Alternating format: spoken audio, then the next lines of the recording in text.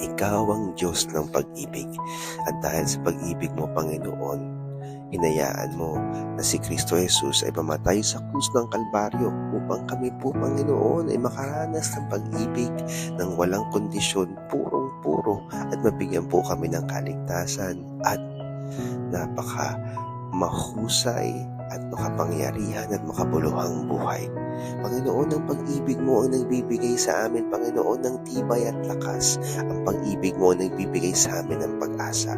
At dahil, Panginoon, kami ay nakakaranas ng totoong pag-ibig mula sa iyo, turuan niyo po kami, O Diyos, na magmahal muli.